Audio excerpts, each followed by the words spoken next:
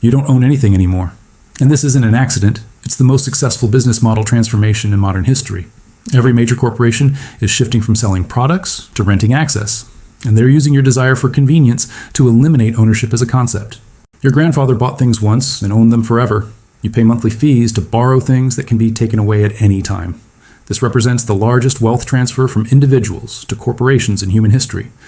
And most people are participating willingly because they don't understand the mathematics involved. Consider what ownership meant historically.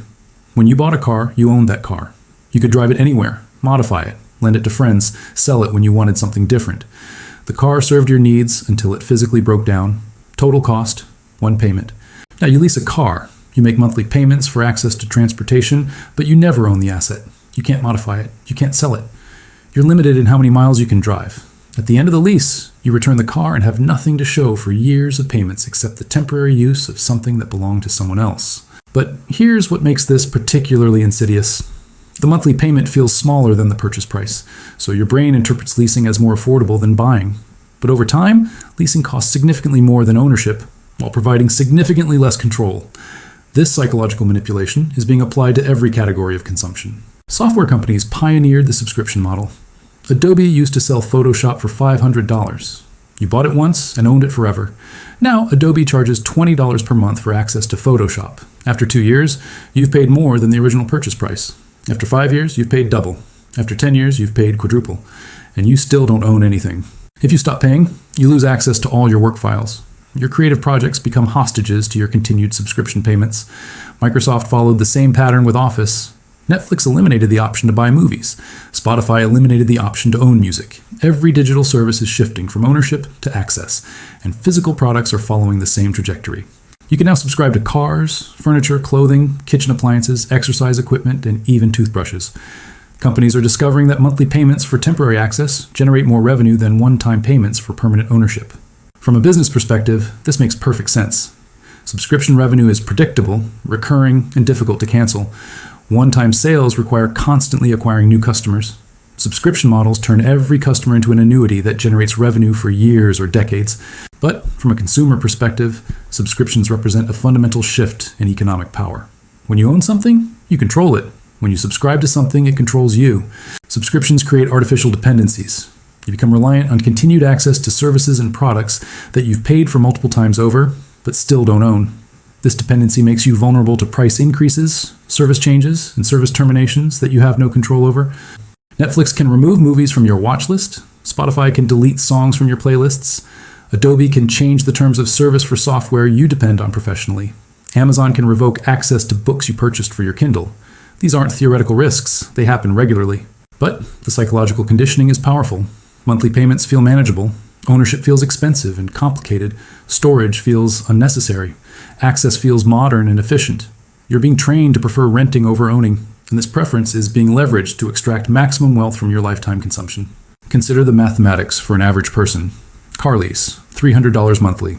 Phone plan, $100 monthly. Streaming services, $50 monthly. Software subscriptions, $40 monthly. Cloud storage, $15 monthly. Music streaming, $10 monthly. New subscriptions, $20 monthly. Fitness apps, $30 monthly. Food delivery, $200 monthly. Total, $765 monthly. Over $9,000 annually.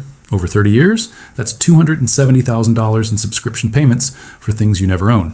But this calculation assumes prices remain constant. Subscription prices increase regularly. Netflix has doubled its pricing since launch. Adobe has tripled its pricing. Phone plans increase annually.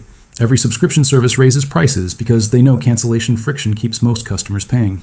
The average American now maintains over 10 active subscriptions and can only name half of them. Companies deliberately make subscription management difficult. Cancellation processes are complex, billing dates are scattered, free trials convert automatically to paid subscriptions. All of these design choices maximize revenue extraction while minimizing customer awareness. But the ultimate goal extends beyond individual subscriptions. The subscription economy is designed to eliminate ownership as a cultural concept. Each generation becomes more comfortable with access over ownership, with renting over buying, with temporary over permanent. This cultural shift enables what economists call the ownership transfer. Wealth accumulates to the owners of subscription platforms, while subscribers pay indefinitely for temporary access to things they'll never own. The wealthy understand this pattern, They invest in subscription businesses, they buy stocks in companies that generate recurring revenue, they own the platforms that everyone else rents from. They convert your subscription payments into their wealth accumulation. Meanwhile, subscribers develop what psychologists call learned helplessness around ownership. Why buy music when you can stream it? Why own software when you can access it? Why purchase movies when you can rent them? The convenience argument masks the wealth transfer mechanism. But convenience isn't free.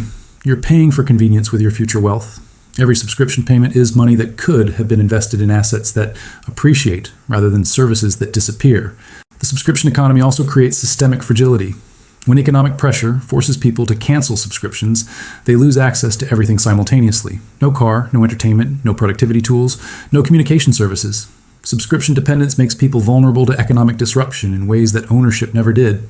Historically, people built wealth by accumulating assets over time.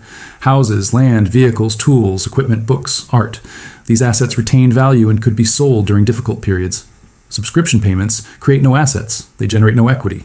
They build no wealth. They just transfer your money to corporations in exchange for temporary access to things you'll never own. The subscription economy represents the financialization of daily life. Every routine activity becomes a profit center for corporations. Every monthly payment becomes a wealth transfer mechanism. Every convenience becomes a dependency that must be maintained through continued payments. This system benefits corporations because it maximizes lifetime customer value while minimizing customer power. It harms consumers because it maximizes lifetime costs while eliminating wealth accumulation through ownership. But the psychological conditioning is powerful enough that most people prefer the illusion of affordability that monthly payments provide over the reality of wealth building that ownership enables. The subscription economy doesn't just own your future, it convinces you that owning your own future is unnecessary, expensive, and complicated. And once that mindset becomes dominant, the wealth transfer becomes permanent.